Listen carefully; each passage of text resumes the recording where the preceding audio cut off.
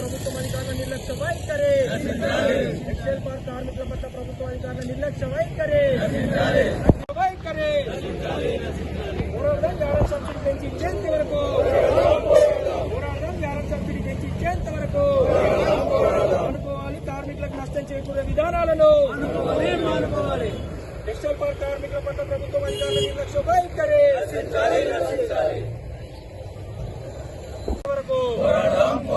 జిందాబాద్ CITU textile park కార్మికుల ఐక్యత textile park కార్మికుల ఐక్యత యారన్ సబ్సిడీ తగ్గించడం యారన్ సబ్సిడీని తగ్గించడం సిగ్గుచేటు యారన్ సబ్సిడీని తగ్గించడం యారన్ సబ్సిడీని తగ్గించడం పెంచాలి యారన్ సబ్సిడీని వెంటనే అందించాలి మీటర్కు ₹42 టెక్స్టైల్ పార్క్ లో తగ్గించిన యారన్ సబ్సిడీ వెంటనే టెక్స్టైల్ పార్క్ లో యారన్ సబ్సిడీ తగ్గించకుండా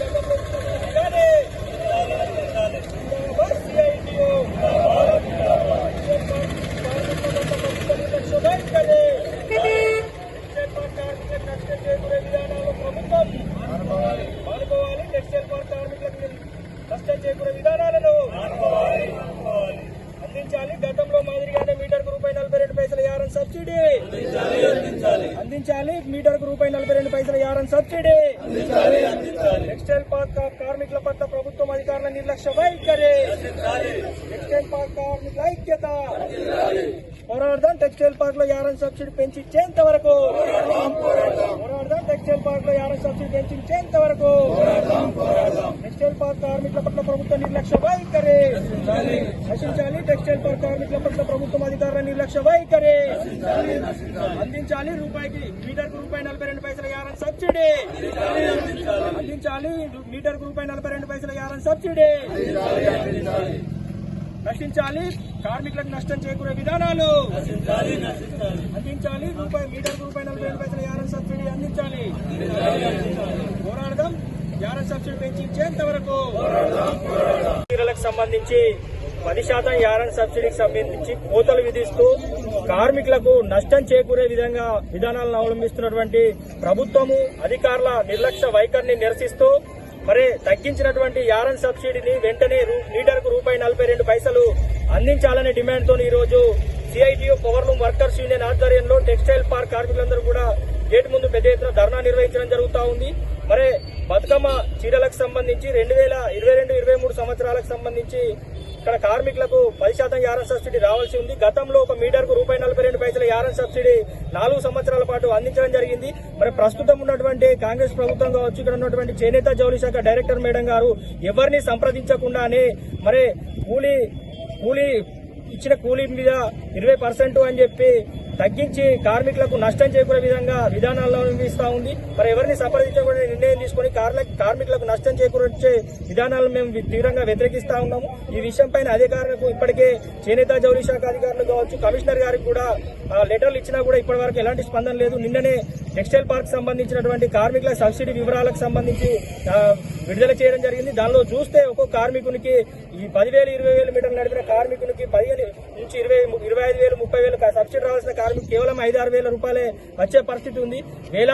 వేలాది రూపాయలు నష్టపోయే అవకాశం ఉంది. కాబట్టి వెంటనే ఇక్కడ ఉన్నటువంటి ప్రభుత్వం కావచ్చు, అధికారులు స్పందించి కార్మికులకు యారన్ సబ్సిడీ గతంలో ఇచ్చిన మాదిరిగానే మీటర్కు ₹42 అందించాలని చెప్పి మేము డిమాండ్ చేస్తా ఉన్నాము.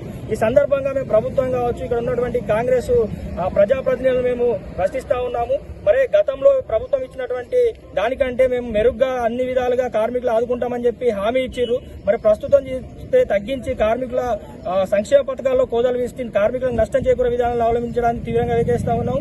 మరి ఈ సందర్భంగా మేము డిమాండ్ చేస్తా ఉన్నాము. స్థానిక కాంగ్రెస్ నియోజకవర్గ ఇన్ఛార్జ్ కేకే మహేందర్ రెడ్డి గారు కావచ్చు, మరి వేములవాడ నియోజకవర్గ ఎమ్మెల్యే ప్రభుత్వ విప్ ఆర్ శ్రీనివాస్ గారు కావచ్చు, మరి మంత్రి పొన్నం ప్రభాకర్ కావచ్చు, చేనేత జౌళి శాఖ మంత్రి తుమ్మల నాగేశ్వరరావు కావచ్చు, వీరందరినీ మేము అడుగుతా ఉన్నాము. మరి ఈ కార్మికులకు సంబంధించిన యారన్ సబ్సిడీని కార్మికులకు నష్టం చేకూరే విధానాలు చేయమని చెప్పి మీరు అధికారులకు చెప్పారా, లేకపోతే అధికారులు మీకు సమాచారం లేకుండా చేశారా అని చెప్పి ఈ సందర్భంగా మేము డిమాండ్ చేస్తా ఉన్నాం. ఈ 2-3 రోజుల్లోపు కనుక వెంటనే స్పందించి ఇక్కడ టెక్స్టైల్ పార్క్ లో కార్మికులకు మీటర్కు ₹42 చొప్పున యారన్ సబ్సిడీ అందించకుంటే గనక మరి పెద్ద ఎత్తున మేము ఉద్యమం చేపడతాము. అవసరమైతే టెక్స్టైల్ పార్క్ లో మరి విధులు బహిష్కరించి సమ్మెలోకి కూడా వెళ్ళడానికి సిద్ధంగా ఉన్నామని చెప్పి సందర్భంగా మేము డిమాండ్ చేయడం జరిగింది.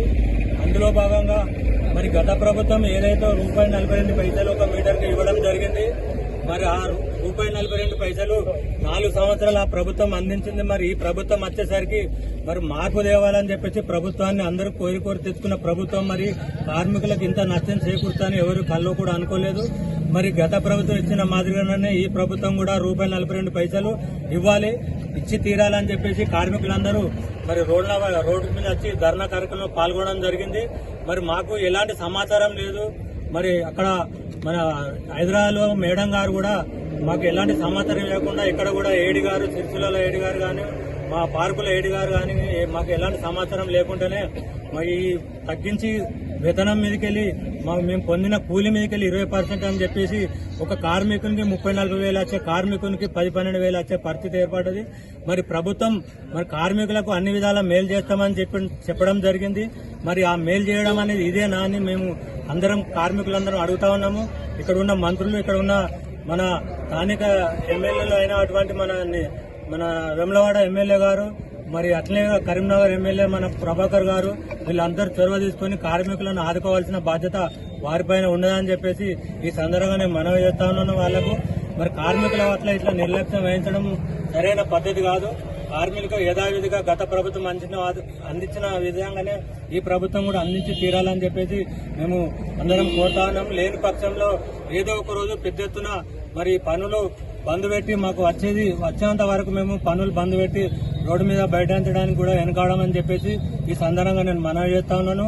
లేని పక్షంలో మరి గత ప్రభుత్వము మరి ఏ విధంగా అందించిందో మరి ఈ ప్రభుత్వం మరి ఇక్కడ ఉన్న ఏడి గారు కూడా మాకు మభ్యపెట్టి 2 పన్నులకు ₹42 ఇప్పిస్తామని చెప్పడం జరిగింది.